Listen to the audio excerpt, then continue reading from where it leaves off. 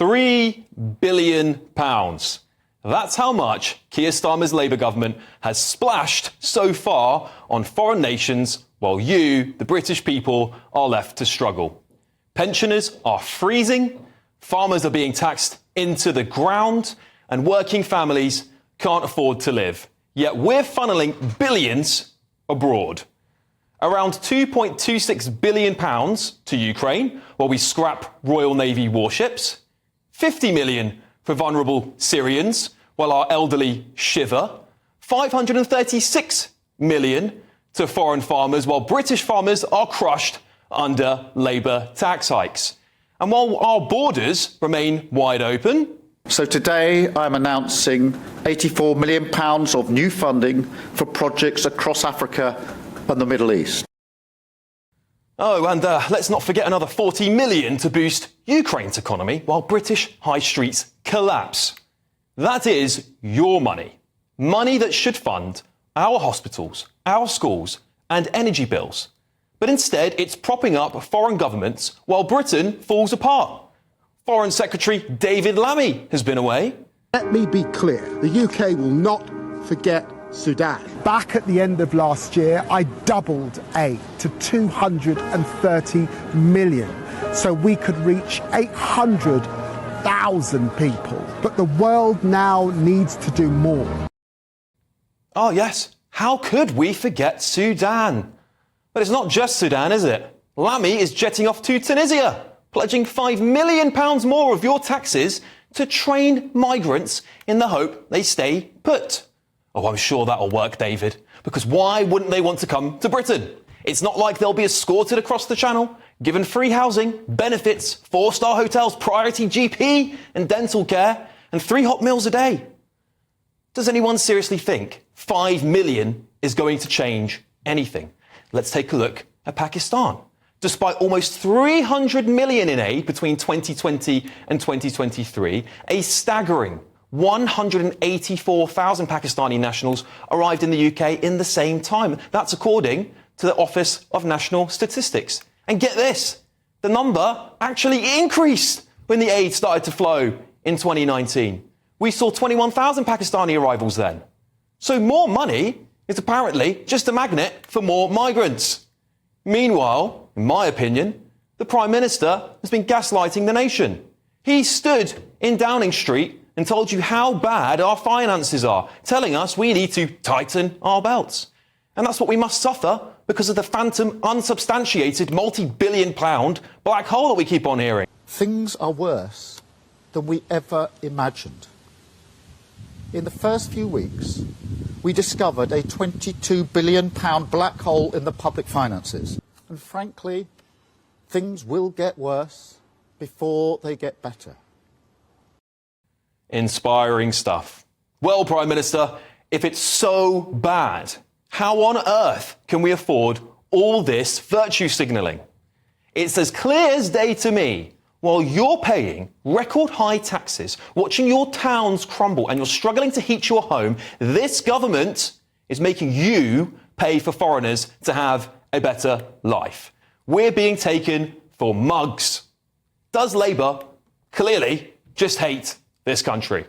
But let's get the thoughts of my panel. We've got political consultant Suzanne Evans, Stephen Wolfe, Director of the Centre for Migration and Economic Prosperity, and journalist and broadcaster JJ Anasobi. Suzanne, I'll start with you. Look, we are clearly, as you might have seen from my interview earlier on, in a bit of a rock and a hard place. The economy, we don't know whether we can get any growth before 2050. Heathrow's not even going to probably have its first spade down then.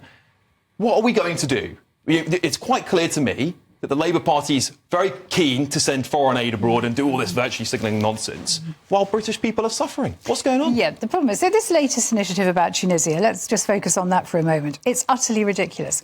Why have we got boats coming across the channels in the way we have? These people are paying thousands of pounds for just people smugglers for their carriage. Why is it happening? It's because poor countries, that were full of people that couldn't afford to go anywhere are now getting much wealthier for all sorts of reasons, be that foreign aid, be that the advance of capitalism, whatever it might be. The more you actually fund these countries, the more the middle class in that country, if you like, is going to become wealthier, and they're going to be able to afford to migrate. So in a sense, what David Lammy is doing is actually fueling a problem that we've already got. He's just going to make it worse. And I've been having a look at Tunisia and how it fares economically compared to us. It's actually really interesting. Their GDP growth is better than ours. In fact, it's twice as good. They've got much lower government debt and as a ratio of GDP. We're running, our national debt's running at nearly 98% of GDP. Theirs is around 76%. And interestingly, their citizens also pay a lot less income tax than we do. Incredible. And businesses pay only 15% corporation tax. So in a sense, they've got, the good makings of an economy there. Yeah, they've got a much higher unemployment than us. But Tunisia is not a country that is struggling. It is not a country that people need to be leaving. But the more you enable people to have wealth in that country, the more they're inevitably going to try and come to the West. Well, I think that's the case as well. But, JJ, look, Italy spent like €500 million on Tunisia and other places in North Africa. They've cut crossings by 59%. Our crossings are up comparatively, I think, by something ridiculous, at least 7 or 8% on the year. We're spending billions as well. Now we're going to send 5 million to Sudan and Tunisia and other places. Surely we should just be focusing on strengthening our borders at home, right? The numbers are skewed a little bit because actually it was because of Gaddafi's relationship with Berlusconi that Italy agreed to pay what was actually reparations, something this country says we will never do. We're never going to pay reparations. Yeah. Italy paid reparations. Building roads, helping infrastructure. Would Giorgia Meloni call it reparations? I doubt she would. She wouldn't, but Berlusconi did call it that. He built hospitals, he did roads, he built schools, all because of historic offences that Italian soldiers had committed in that region. And in that time when Gaddafi was in charge, crossings were at an all-time low. Since the West deposed Gaddafi and killed him, it's run by terrorists over there now. So do you think this is money well spent then, JJ? I think 5 million quid or 6 million quid to educate people over there to say, actually, it ain't the land of honey and gold over there. It's a drop in the ocean for this country. Were you complaining when UK was Boris Johnson was paying British citizens to take in Ukrainians?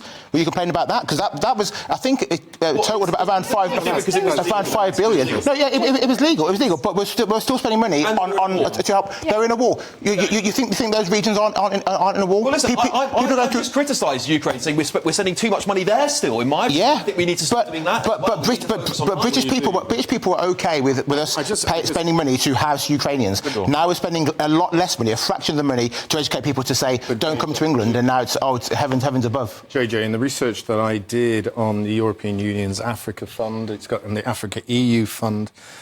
The EU has about 4 different programmes that have put over 110 billion euros into Africa in the past 11 years. Look at what we're going to put into that country. It's a drop in the ocean. Continent. And if we think for a moment what we are going to give those countries is going to have any impact whatsoever, is not at all. The main reason those people are leaving those countries to come to ours is because they can see on TikTok, they've got phones to their friends, they're emailing their mates saying, look, when you get over to that country, it's going to be a good life, you're going to earn more than what you're getting back home. And so you asked for a solution. The solution is some things that we put in years ago.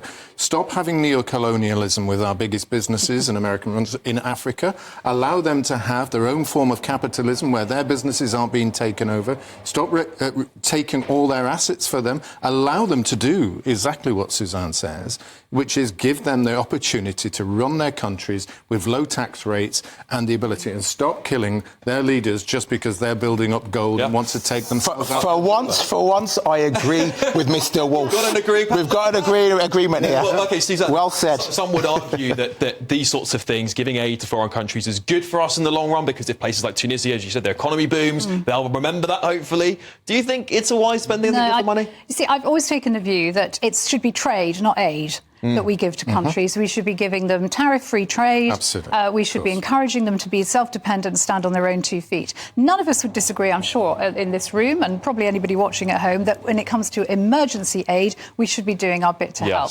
Absolutely, I've got no quibble with that at all. But I'm afraid aid keeps countries dependent, just in the same way that being on benefits all your life keeps people dependent. Labour love it. They love it. It's wrong. I don't want people to be victims. I don't want people in what we used to call the third world, now the developing world, victims. They need to be given the tools to stand on their own 2 feet. And as a Western wealthy nation, we can do that very, very easily through trade, but not aid. Don't victimise people. Don't keep them dependent forever. JJ, would you swap out the foreign aid budget and give it to pensioners if freezing?